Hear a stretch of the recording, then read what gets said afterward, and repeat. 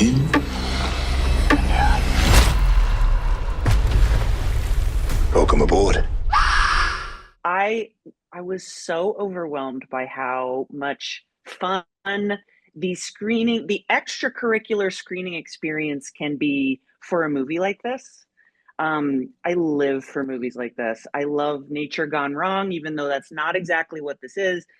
And so, Hassie, I was wondering if you could set up like what the Rolling Roadshow did, just so everybody can get a full picture. Oh, I mean, like just that the Alamo Draft House had set up, an outdoor movie screen, and we all watched in inner tubes. And I mean, I think I'm allowed to say there were scuba divers underneath, like ripping on people's legs. It was like the novelty of that experience alone, I think for like, and to premiere it in Texas, my home state, like was just kind of a dream come true after filming this in Australia as like the only American to like come here and be like, welcome to Texas, Sean. That was like the best homecoming ever. Well, and also I've been like watching the rollout of this film, and Sean, can you talk about the fact that you guys were at Cannes? Like the fancy French people got to enjoy this really fun movie.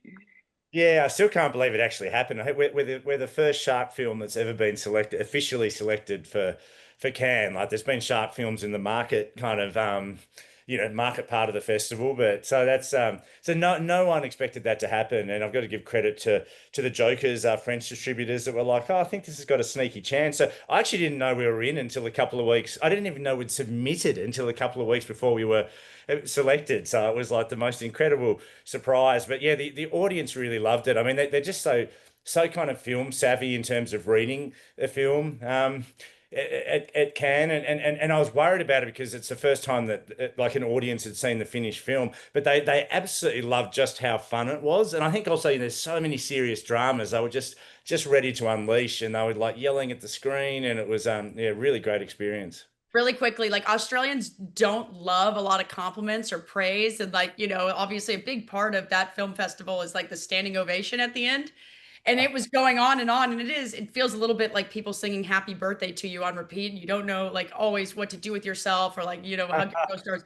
But by the end of it, we're like 9 minutes in, and Jai Courtney's like, all right, guys, let's all go to the bar. And I was like, what are you guys? This is like part Yeah. of this is how we're basically rated. He was trying to leave, and Scott Schumann, who's the head of IFC, and Shudder was going, get back, get back, get back. I was like, whatever. But it was hilarious and so Australian of you guys. I can very much relate to you as the American being like, excuse me, I'm staying for every single second of this.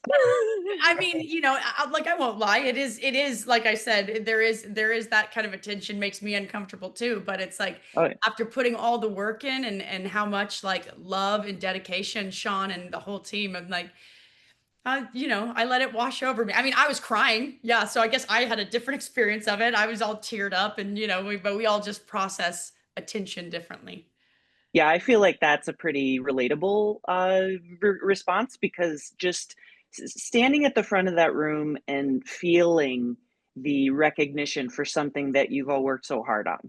And it also doesn't seem like the easiest movie in the world to film, because there's always that part of my brain where I'm watching the movie and I'm like, okay, wow, so you do really only have like a limited number of locations, but like shooting on this boat, I know it's a larger kind of tug, but Sean, what was the most surprising challenge that you ran into that you might not have anticipated?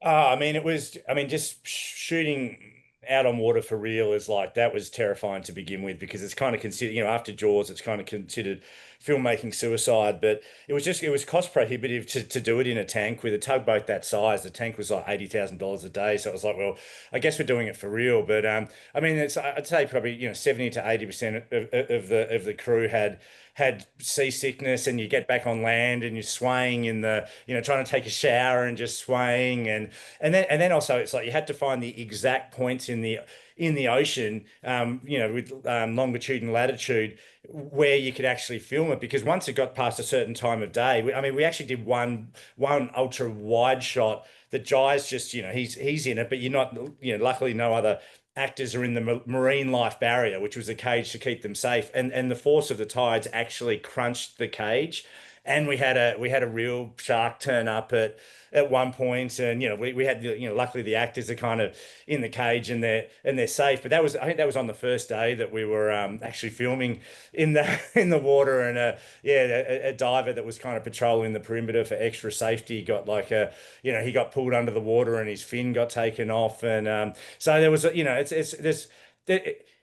there's a lot of I think you feel the danger. It's really difficult, but there's a certain sterile quality that comes with shooting in a tank and doing it in a studio. And when you do it for real and the wind's whipping through the hair and like I don't know, it's hard to replicate that. And I'm so proud we did it that way because it was brutal, but you know what I mean? Like I think audiences really respect it when you when you kind of like embrace Mother Nature.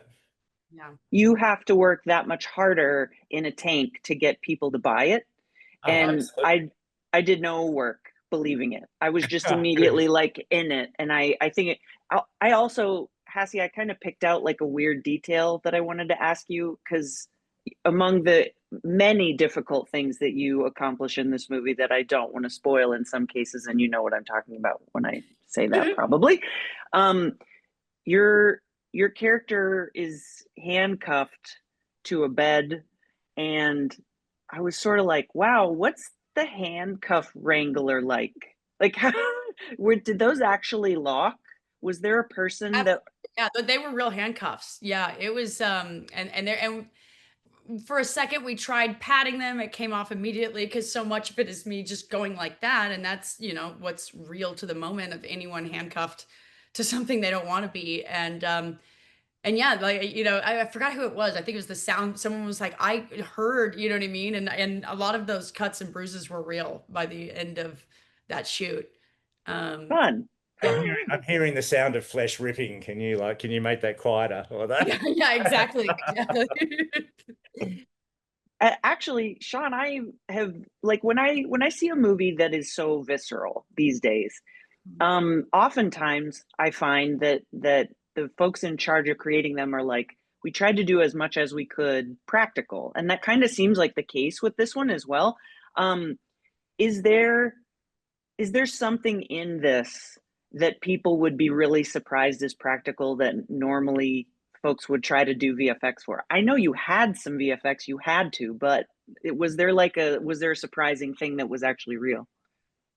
Um, yeah, I mean, most of it is practical. I mean, I think there's like there's something floating in the there's something floating underwater that you would think is like a visual effect, but it's the most amazing prosthetic work that I've ever seen.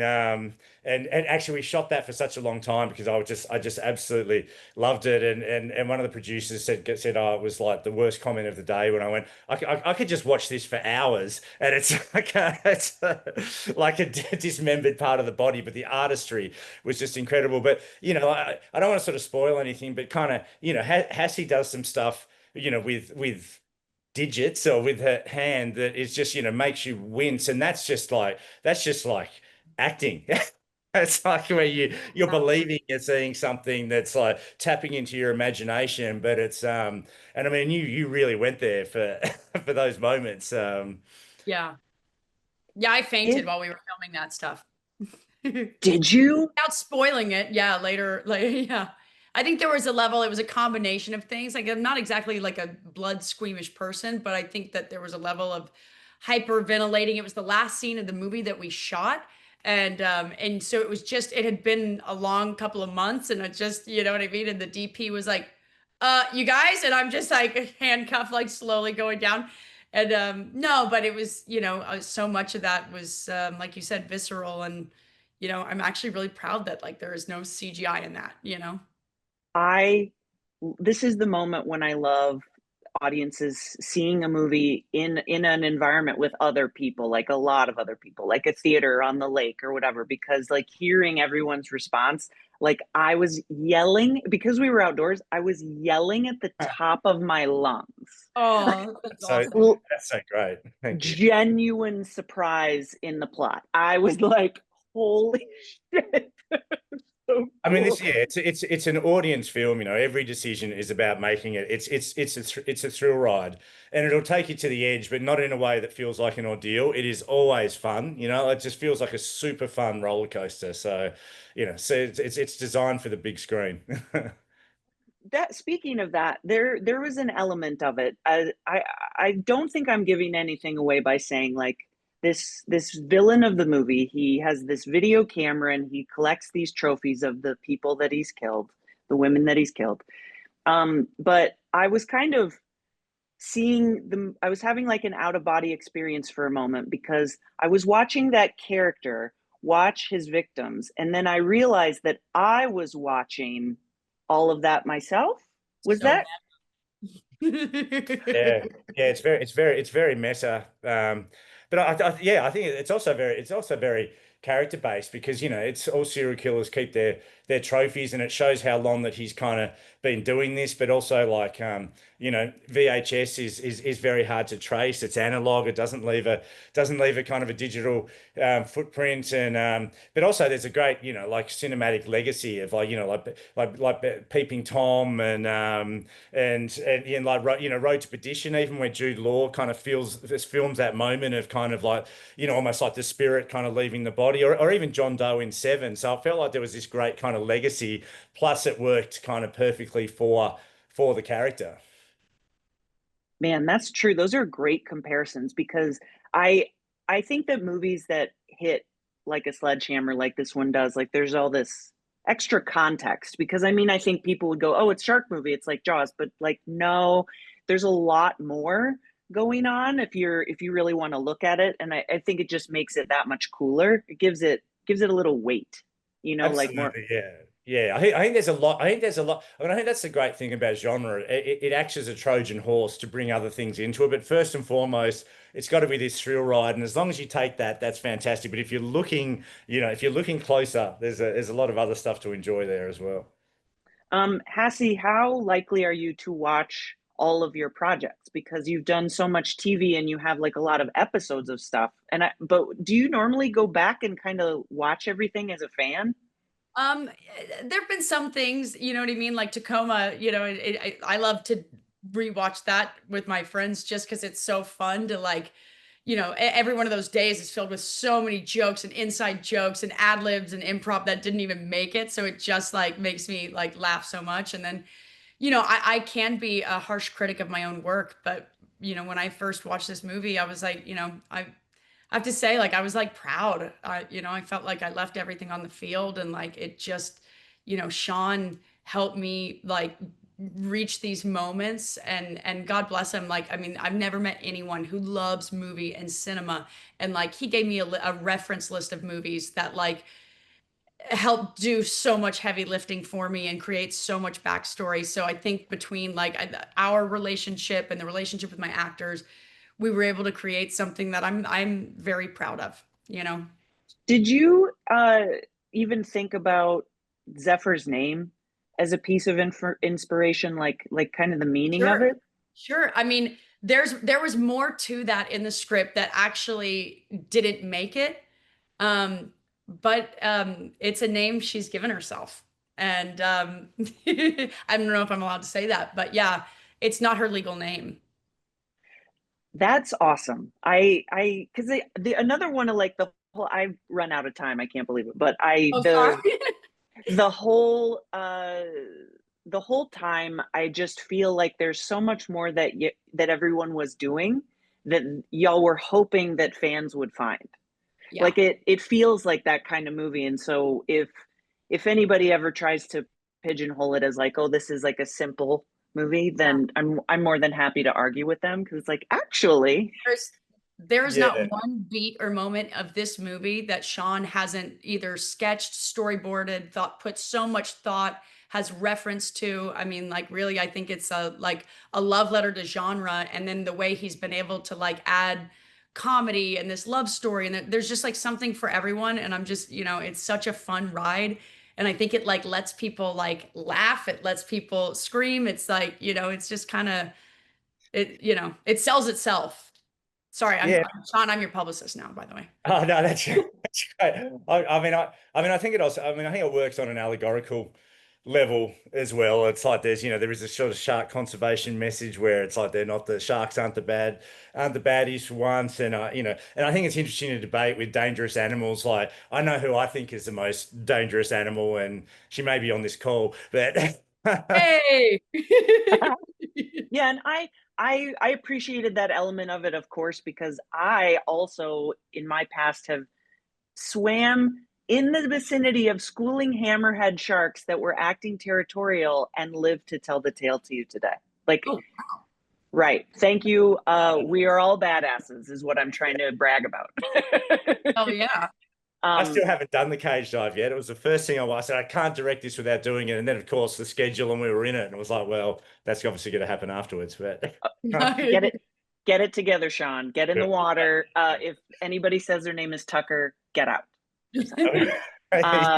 Thank you both very much. That was a lot of fun. This movie kicks ass. I can't wait to tell people about it.